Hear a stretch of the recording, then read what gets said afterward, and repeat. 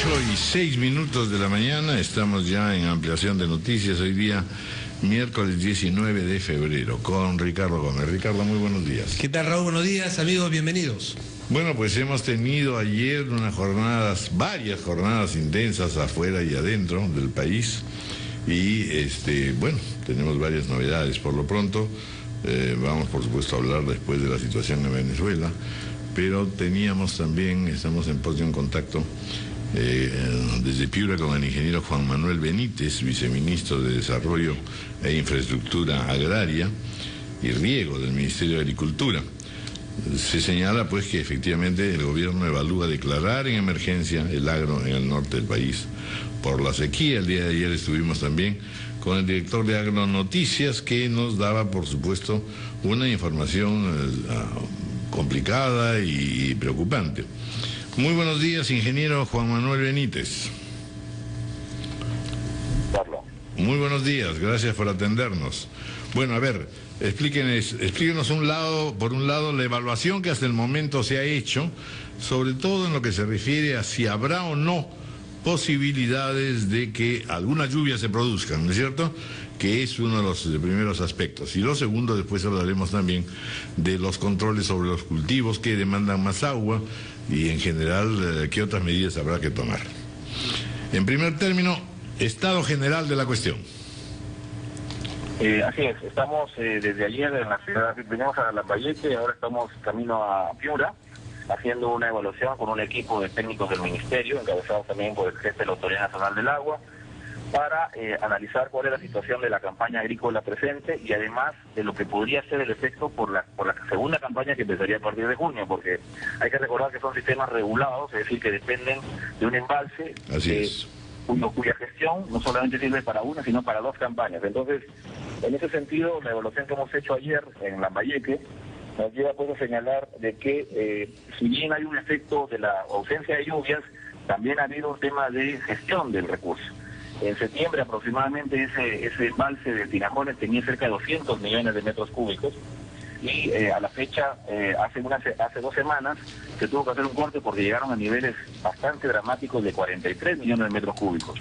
Hoy día, felizmente, el reservorio se ha recuperado, está alcanzando los 60 millones de metros cúbicos, lo que podría llevar, con una gestión eficiente, más lo que hemos propuesto aquí nosotros del uso de aguas subterráneas, podríamos llevar a salvar una muy buena parte de la campaña presente, los cultivos que ya están instalados, y también podríamos ir con algunas restricciones de áreas de cultivo, por supuesto, de los cultivos de alta demanda, podríamos también tener una campaña exitosa en la segunda parte del año.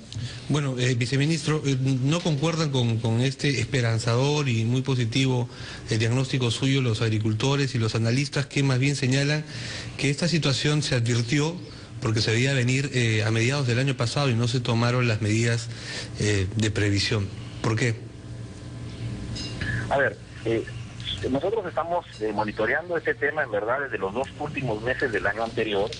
Se formaron inclusive por eso comités técnicos en los principales reservorios que son Poecho, San Lorenzo, Tinajones y Gallito Ciego, con una fuerte presencia de la Autoridad Nacional del Agua para ir monitoreando la disponibilidad de lluvias, y por eso es que se tomaron medidas de control para la ampliación de hectáreas, por ejemplo, de arroz. Te doy un dato.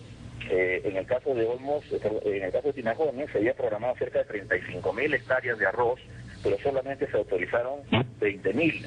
Y en el caso de Piura, que el año anterior se sembraron 26.500 hectáreas de arroz, se tomó la decisión de sembrar solamente 20.000. O sea, ya han habido medidas en ese sentido también con frijol, con maíz, que son con algodón. Bueno, entonces, en buena cuenta lo que nos está usted diciendo es que ha habido un monitoreo previsor, ¿no? No obstante que no es lo que dicen los campesinos, que están realmente preocupados. A ver, ¿cuáles son los cultivos que están en riesgo, que de hecho van a disminuir, por un lado, o que se tomará la medida de que no se vuelva a plantar en el número de años anteriores? Y esto significa entonces que tendremos o no problemas de abastecimiento. Es el caso de caña de azúcar, es el caso de arroz, y veo aquí que también se habla del limón y de maíz en riesgo de perderse. Así que, digamos, independientemente de las previsiones que se tomen, por eso le preguntaba yo sobre el estado general, en el sentido de saber por dónde van a encaminarse las decisiones, tanto en lo que se refiere al agro, tanto al manejo del agua cuanto a la, en fin, atenuar el tema de la limitación o disminución de productos. Así es. Bueno, en cuanto a su pregunta de los cultivos que más se podrían afectar con este fenómeno climático, obviamente son los que más demandan agua, que son cultivos temporales, y son el arroz, el algodón y el maíz de un tercer lugar, muy lejos. En ese sentido, por eso le decía, las medidas que ya se tomaron fue de decidir ir controlando el nivel de estallaje de arroz, porque con el agua que se tenía era imposible sostener una campaña como la que se había programado. Yeah. Es decir, ahí hay un primer tema que mencionar. En cuanto a la campaña que ya está, o sea, los cultivos que ya están instalados, en este momento, con la disponibilidad de recursos, con el uso del agua subterránea y con el agua que se recupere de lluvias, que sabemos que ayer ha llovido ayer ha llovido ya en la parte alta. Senami anuncia para este fin de semana y para la próxima semana una presencia también de lluvias en la parte alta. Podríamos salvar una importante cantidad de la campaña. Yo pienso que el efecto no va a ser significativo en esta campaña y tampoco sería significativo en la siguiente campaña. Es decir, hay una merma por productividad, seguramente que sí. No la puedo estimar en este momento porque todavía no se cerró la campaña, pero yo considero que no deberíamos alarmarnos en el sentido de que esto va a implicar una ausencia de productos, y eso no debería ocurrir. No, sobre todo los precios, ¿no es cierto? Bueno, y por otra parte ya veamos ahora la situación del campesino, del productor, del pequeño y mediano productor. Va a verse muy afectado, también podrá reponerse, habrán algunas posibilidades crediticias. Sí, en ese sentido, lo que estamos haciendo también es, en función a los impactos que se generen en la economía familiar, en la economía de los campesinos, analizar medidas, como se lo bien lo señalado, en materia crediticia, en materia también de compensaciones por el lado de trabajos que podrían hacer en materia de limpieza de drenes, de canales, que podrían ser de alguna manera remunerados, y otras medidas que podrían ponerse en práctica para tratar de alguna manera compensar las posibles pérdidas que puedan darse, ¿no? Eso también está en evaluación. Hay algunas propuestas ya concretas en el caso de Lambayeque, que estamos en pleno estudio, digamos, ¿no?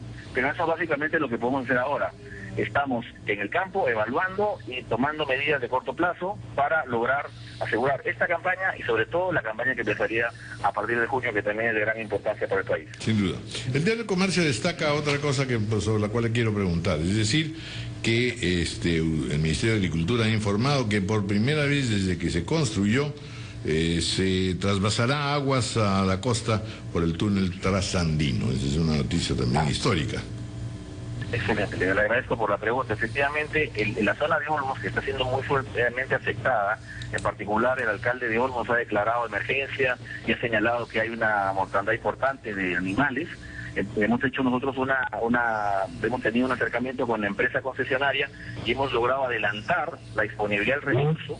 Aproximadamente 1.5 metros cúbicos estarán disponibles este viernes en la Bocatoma de la Juliana, para que podamos, además de dar de beber a los animales, poder utilizar ya aproximadamente 1.500 hectáreas para riego que podrían servir inmediatamente para sembrar pastos y de esa manera asegurar también la alimentación de los animales que están sufriendo en esa zona. Yo creo que es una buena noticia.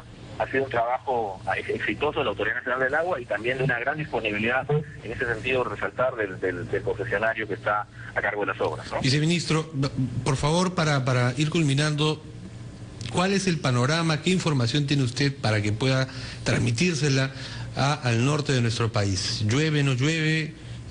¿O la sequía se mantiene? Repito, en nuestro acercamiento con el Senami, lo que nos han informado es que las lluvias deberían estar empezando este fin de semana o la semana que viene, ¿no es cierto? Y van a tener un periodo por lo menos de todo el mes de marzo que esperamos permita recuperar los reservorios. Sin embargo, y esto hay que decirlo también, no va a ser una recuperación automática, inmediata. Esto va a tener que tener un trabajo muy fino de coordinación con los comités que están a cargo de la gestión del agua, porque vamos a tener por eso que tomar medidas respecto a áreas de cultivos, ¿no es cierto?, para que se vayan recuperando paulatinamente los reservorios, complementar con agua subterránea y también poner sobre la mesa un tema que es de fondo. la costa del Perú, que es un terreno árido, requiere empezar a pensar en cultivos que sean menos demandantes de agua. Los fenómenos climáticos van a seguir siendo recurrentes y tenemos que tomar medidas en ese sentido, tanto en cabecera de cuencas a través de la cosecha del agua, como en el uso de tecnologías que sean más eficientes, así como cultivos que sean menos demandantes. Y en eso tiene que haber responsabilidad de los gobiernos, del gobierno nacional y regional, pero también de los usuarios, que creo que es un tema que ya deberíamos también empezar a trabajar para el futuro.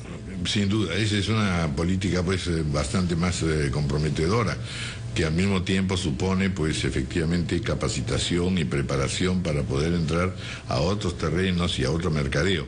Ayer Reinaldo Trinidad lo que señalaba, y por eso le insisto en qué medidas se van a tomar en materia del agua, y qué bueno que esté además usted acompañado del director de la Autoridad Nacional del Agua, con el cual hemos conversado largamente. Reinaldo Trinidad lo que decía es que en realidad tenemos déficit de agua en todos los reservorios del país. Y esto no es solamente de ahora. Esto es una situación crítica que tiene temporalidades. Como usted señala, se necesita cambios en las costumbres y planes de cultivo, pero al mismo tiempo también ver qué cosa se hace finalmente con el agua que va al Atlántico, que eso es lo que verdaderamente resulta una paradoja en nuestro territorio. Bueno, ese es un tema que creo que coincidimos. Es una problemática que hay que atacar, que va a requerir una importante cantidad de recursos también de inversión.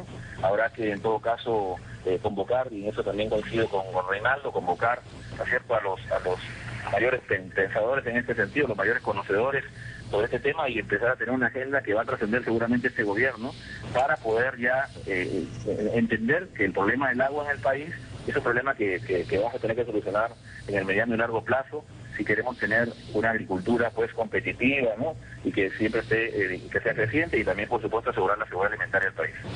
Muy bien, ingeniero Juan Manuel Benítez, gracias por esta conversación. Estaremos en contacto una vez que culmine también. ¿Hasta dónde va a llegar usted? ¿A Piura, a Tumbes? Estoy saliendo de Lambayeque, voy a Piura, estamos yendo a la parte de Alto Piura, La Matanza, donde ha habido también reportes de muertes de animales. Vamos al medio y bajo Piura, y estaremos también en la zona de San Lorenzo. De acuerdo. Muy bien, entonces vamos a mantener contacto, por favor, para saber un poco lo que está ocurriendo en cada sitio. Gracias. Cómo no, encantado. 8:18 de la mañana, vamos a hacer una pausa y de inmediato nos vamos todos a Venezuela. A Venezuela la sufrida, pero que el día de ayer ha tenido al mismo tiempo una jornada extraordinaria en la lucha por la libertad.